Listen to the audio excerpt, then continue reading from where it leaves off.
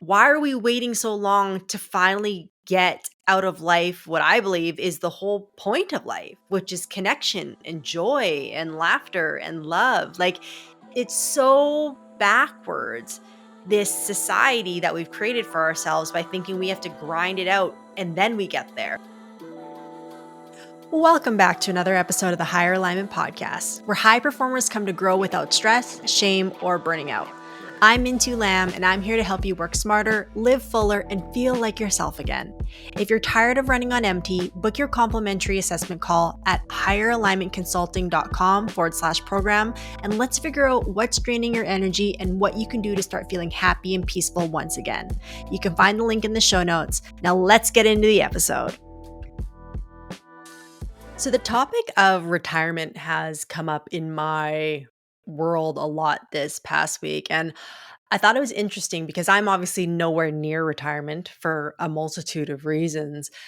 But, I have talked with people about retirement. I actually had a colleague ask me today what I thought about retirement. And I thought it was really relevant to, the type of work I do and just even what I'm seeing in the corporate workspace right now, period. Corporate entrepreneurship, whatever you want to call it, right? Um, but retirement as we know it has very much had this idea of you get to enjoy your life once you're retired, right? So that means once I'm retired, I can do what I want. I can travel when I want. I can spend time with my loved ones as much as I want to. I don't have to get up and do anything or answer to someone. You know what I mean? Like, we think when we get there, the stress is just going to be gone. And for some of you listening to this, you might be in your 30s and be like, I'm nowhere even near thinking about that. But stay with me because it's relevant. Okay. Because I am also only 37 and feel like I have so much runway ahead of me. I feel like I'm just getting started. Um, but there's still so much, even for us 30-year-olds, even 20-year-olds listening to this. Okay. Now, when you think about that concept, it is kind of sad, right? Because it's this idea of like, I don't fully get to enjoy my life till I get to that point, right? Which you can also relay back to the same high performer story of once I hit this milestone, I will relax. Once I make X amount of money, I will be happy. Once I have X title, I will have made it, right? We always rely on kind of these outer things to we rely on these external measures to bring us the satisfaction or the relief or the desired state that we're truly after, which is usually we want to feel happy, we want to feel at peace, we want to feel relaxed, we want to feel like we've accomplished things. Like these are always what we're after. It's never about the goal, the accolade, the money, the title. It's never about any of that. It's always about like what those things we think will bring us as far as an internal state, right? If you can feel happy finally, I'll do whatever it takes to finally feel happy, right? And retirement is kind of the same concept, but it's so much longer and further and drawn out, where it's like, why would you spend, because when you think about it, once you're at retirement, you're at 60, 70, 80% of your life is already gone. It's like, why are we waiting so long to finally enjoy it? Like, why are we waiting so long to finally get out of life what I believe is the whole point of life, which is connection and joy and laughter and love? Like, it's so backwards, this society that we've created for ourselves by thinking we have to grind it out and then we get there. Now, do I believe in grinding it out and hustling and putting your head down and getting to work when you're younger? Of course, because you have more energy, your body's more forgiving, all these things, but not at the expense of not experiencing any joy or love or connection. Like, there has to be both along the way, and that might sound very like woo woo or like, okay, Minty, like in a perfect world, how does that exist? But it can exist. Like, it absolutely can exist. But what needs to happen for that to coexist, for you to find that right harmony for yourself, is you have to be connected to who you are and what's truly important to you, right? Like, you will always hear me say, the majority of things that actually burn people out are not like workload, are not being responsible for too many things, those can add to it. But the root cause of burnout is all the things in the background that you are worrying about that are draining your energy: the control, the perfectionism, the neuroticism, the having to be, had to execute everything perfectly. What did this person say about this? What did they think about this? Did I handle this right? What's that meeting? Do I need to prepare? Like, that's what's actually burning you out and draining you. And the root cause of burnout is disconnect. Okay. It's not this idea everyone has in their mind of you're just exhausted. It's you've become so disconnected from who you truly are as a human being, as a soul, as a heart, that you're just going through your days, filling your time with all this stuff, and none of it is actually enjoyable to you. None of it is actually refueling to you or fills up your cup. And it might not even be that way because you don't enjoy the work itself or whatever you're doing. It's what you have attached to it. Okay. So maybe you're working in an industry where you really like the work. Maybe it really interests you and you actually like being there and being surrounded by that. But that job has now become a source of needing external validation from someone, having to constantly prove yourself, having to earn your keep and prove that you're valuable and worthy day after day after day. Well, that pattern in behavior and cycle is what's draining you, not the job itself. So that's why I see a lot of people, they come to me and they're like, I don't know if I want to do this anymore. I want to quit my job. And I always encourage them, like, before you make that decision, let's get you out of burnout. Because when you're in burnout, you're thinking in survival mode, you're thinking in fear and scarcity. You're not seeing the big picture. Or if we can get you out of burnout, we get you back into a regulated state, which just means you're more present and balanced in your body, the picture starts to shift. And then you can really decide, like, is this job actually not in alignment for me anymore? Or is it actually just because I was losing all this energy in the back end by, overthinking, over worrying, over processing, right? So when we go back to this concept of retirement, it's like, why would we live the majority of our life to only possibly enjoy the last part of it? Right. And even with that, another thing that I've been thinking about and paying attention lately is, like, my mom she's about to be 73, 72. She's about to be 72. And you know, so grateful for the fact that she's still very healthy. She forgets some things, like just typical old age stuff, but she's very mentally still there. She can still take care of herself. We were just in Italy in April, and she's walking 26,000 steps a day with us, no issues. She can still get up and off the ground with no help. She can do it herself. Like, she can squat in the garden and garden for hours on ends. Like, she's still so healthy, and a lot of her friends are not in that position anymore. And so when I observe her, I just constantly think about, like, what has kept her young? What has her allowed to stay in that state? And it's really simple. Um, my mom barely eats out. She eats at home as much as she can, and mainly because she came over after the war and she thinks eating out is a waste of money. So we were in Toronto a few months ago and we ordered a bunch of food for the whole family, and she's like, I'm going to cook for myself. So, like, that's just her. So she'll always cook for herself. So she's not eating processed foods ever. She eats a lot of fruit. She walks a lot. And she just keeps her life really simple, you know? And the other thing that's she makes a point of is, especially knowing her health is still good, she makes sure we go on trips, or she at least asks, and we're all usually on board with it. But she makes sure she's seeing us as much as possible. She makes sure that we're taking the trips when we can, we're having the experiences. And, like, again, she's choosing to live her life now. Now, again, she is retired. But my point is this, is that what keeps us young, what keeps us healthy are those things. Okay. I can promise you it's not sitting in an hour, 8 to 10, or not sitting in an office 8 to 10 hours a day. That's not what's keeping you young. Right? And you know that. As I say that to you, you know that in your heart, like, yeah, I know, right? But our society is designed to keep us in that space, right? I was actually just listening. I know you guys hear me quote this all the time, but I was listening to the Diary of a CEO podcast the other day, and he had two ex-CIA agents on there. And I apologize, I can't remember their names right now. But if you go look it up, you can find it. And this married couple, had wrote a book about their time in the CIA. And what I found fascinating was he talked about how the CIA trains them to lower their cortisol in high intensity situations. So essentially, it teaches them how to manage their stress. So when they're dealing with something that's obviously like life or death, or very dire or very, secretive, they know how to regulate their stress in the moment so that they can get back to making the best choice possible and they're not thinking from fear and scarcity. But the other thing he talked about was validation. And he said what the CIA is great at, and also the type of people that it attracts, are people who are high performers, who are not necessarily money driven in the case of the CIA, but what they are driven by is recognition and validation.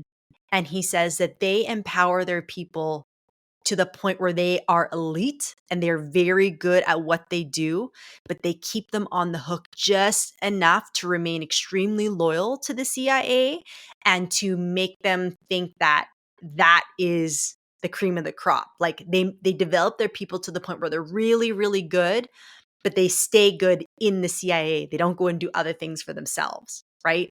And so the way they keep you hooked in though is with the validation, is with the recognition and the accolades and all those things. And that's really just how the corporate world works too.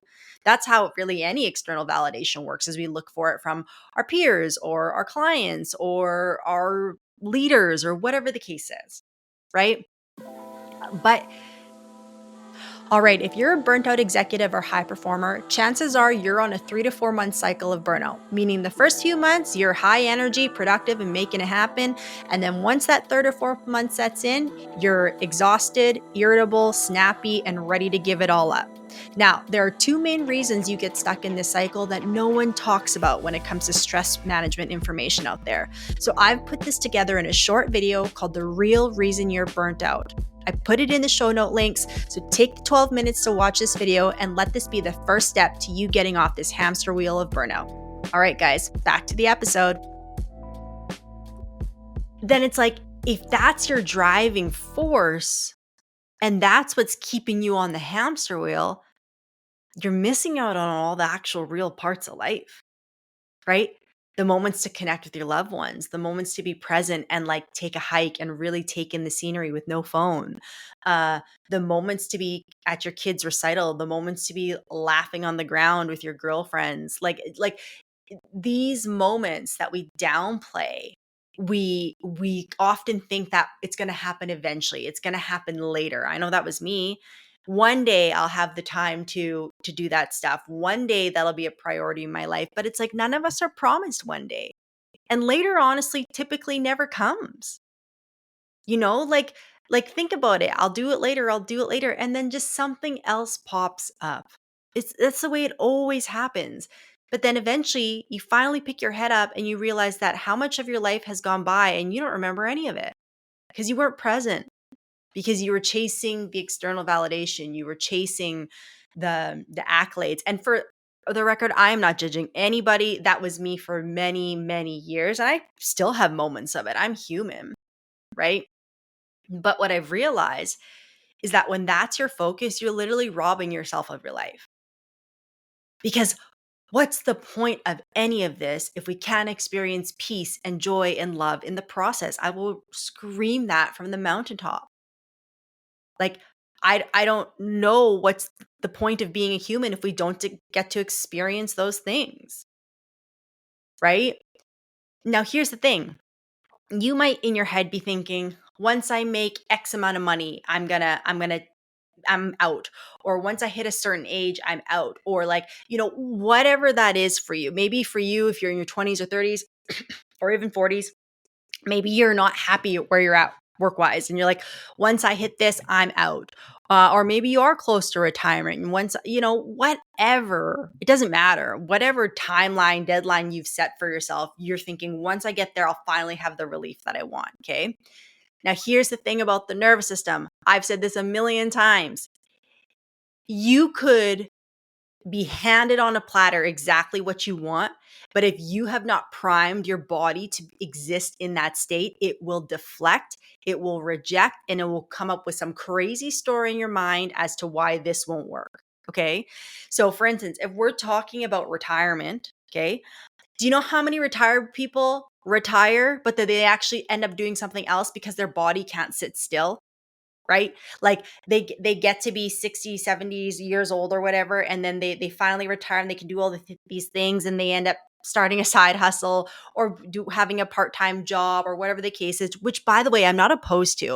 I actually think it's great if you can do that when you get older because it keeps your mind moving and it keeps your body moving. So I actually think it's good.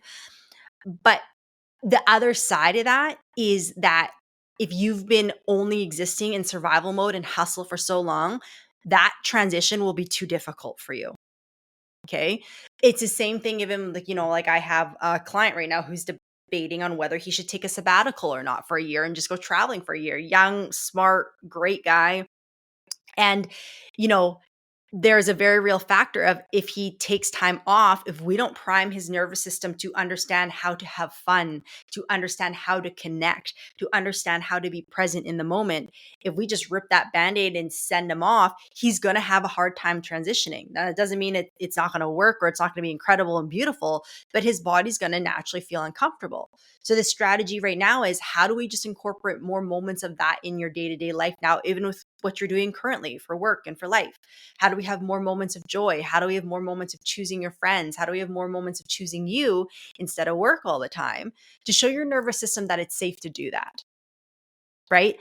And my point in this episode, because retirement has been coming up so much lately this week, is we shouldn't be waiting that long to do this. We should be teaching ourselves now at 20, 30, 40, 50, whatever it is, how to be able to integrate more fun and more joy and more love and more connection into our system now. Because that's what's going to light you up. That's what's going to give you fulfillment. That's what's going to give you drive and motivation and inspiration. That's what's going to open your heart. That is the fundamentals: fun, connection, love, joy. But you need to know how to exist in that space. Like I've had many a clients tell me, Minzy, I don't remember the last time I had like a big full belly laugh at something. I can't even remember that. And that was me at one point, you know? And if you're thinking about life in general, like it is way more useful to use this skill now when you're at the thick of it, when you're in the peak of like your busyness. Like it's a skill set, unfortunately. It has become a skill set to learn how to let your body relax and have fun and be present in the moment. And purely it's a skill now just because we're in a perpetually heightened, dysregulated, stressed out society. It's just there's constant stress, stress, stress, stress, stress, stress. Not very long ago, there was a generation of humans that did not live this way. Okay. So we are being so overstimulated that the skill set of being able to be present and have fun and experience joy is something we have to remind ourselves of and reteach our body how to do because it's not the natural environment that we're living in right now. Okay, so that's what I mean by skill set. Sounds trivial, but it's true, right? And when you think about the benefits of that skill set, it is way better and more effective for your overall life and your performance if you learn how to do that now, where you still have the energy and the time and the and the desire to still keep going. Because first of all, don't forget, love, connection, joy are refueling. They're regulating. They are what allow your productivity and your ambitions to be sustainable long term. If not, I promise you, on everything I love, you are on a slippery slope to burnout, resentment, and potentially depression. You might not think you are, but I've seen it very many times now. Okay. The way you prevent that happening is you have more joy, love, and connection in your life with others and with yourself. Right. And the reason it's important to learn how to incorporate that now is because when you're at the age of retirement, you don't really need it anymore. Like it's a lot easier to access it. It's a lot easier to like you're not going to have as many demands. You're going to be later, but you're also going to be later in life where your focus in life is going to be different. Like wouldn't you want to learn how to be more present, joyful and fun for yourself now, for your spouse, for your kids, just for your friends, for your work? Like think how much better you'd be able to show up for everybody else if you learn to do that now, and then by the time you do decide to retire, it's natural for you. You're ready for it. You're ready to embrace it and step into it. And it's not a loss of identity or a loss of who you are. It's like, wow, I'm really ready for this next chapter in my life. Right. And what made me think about this is just even like, I was having a conversation with a friend about money, and they had had a parent pass. and their other parent was holding on to the money from the father passing, and their mom was saying, "I'm gonna, it's gonna be given to you either when I die or when you get to like more of a retirement age." And it was actually me and my mom talking about this, and it was like, she's like, "It makes more sense to give your kids that money now." And I was like, "Well, why do you say that?" And she's like, "Well, because you can do more with it now." She's like, "You can invest in businesses. You can create something. She's like, you can multiply that money more now, and it's going to be way more impactful to your life if you get it now, obviously assuming you're responsible, versus later on in life." And that same lesson, that same theory I apply to just connection and love and fun and joy, and I keep repeating it, but that's the same concept. If you learn how to embrace those things in your life now, think about how that's going to set you up for the rest of your life. Like, I'll be honest, I don't even think about retirement anymore. And I know I'm 37, but because I really enjoy what I'm doing. So I don't really ever see myself having to retire from being a burnout coach or being a coach of whatever sort in general. Maybe that'll shift as I get older. I don't know. But I don't see myself ever having to shift from this because I genuinely love what I'm doing. And I'm also building my business and my company in a way that's sustainable. I'm not letting it take over my life completely and forget about all the other important things that are going on and that I'm building. I have found the right harmony for me where I'm building a business that's profitable, that's growing, that's making a huge impact on people, but I'm doing it in a way where I'm not sacrificing my health, my well-being, my happiness in the process. When I need a break, I need a break. If I want to go on vacation, I go on vacation. I fulfill all my obligations. I take care of my clients. I take care of what I need to take care of for me. And I have this really great harmony. And so, like, in my mind, if I keep building this business this way, I don't really ever have to retire because it's sustainable long term, right? And maybe you're someone who wants more of like a hard hitting and then a very direct stop. Maybe that's you too. But my whole point in this rant is to learn from retirement, whether you're there or not. It's to learn that why would we delay the very important things in life? Connection, love, family, joy, fun. Why would we delay those to experience them at a later date when the time where they're most impactful and valuable and and have the biggest effect on our overall quality of life is now? It's now. So take this into consideration if you've been working really long hours, if you're feeling trapped by your job, if you're, you know, putzing around on the weekends, not doing anything fulfilling. Again, you guys know me. I'm not saying give up your ambitions. I'm not saying don't work hard. I'm not saying don't be focused and dial in. Like, I'm not saying any of that. I know what it's like, and you can keep doing it. But what you have to decide is if you're choosing to do those things, if they're actually in alignment with the type of life that you want to live. All right, guys, thanks for tuning into another episode of the Higher Alignment Podcast. If you got something out of this episode, I would ask that you please go subscribe and leave the podcast a 5-star review so that it can help find its way to other people who are having a hard time and need support. My mission in life is to help executives realize that you don't need to suffer in silence while still performing at a high level. I want to help free people of the heavy pressure they carry on a day-to-day basis, and having more people listen to this podcast will do just that. So wherever you listen to this, please go leave it a 5-star review, hit subscribe so you never miss another episode, and we'll see you in the next one.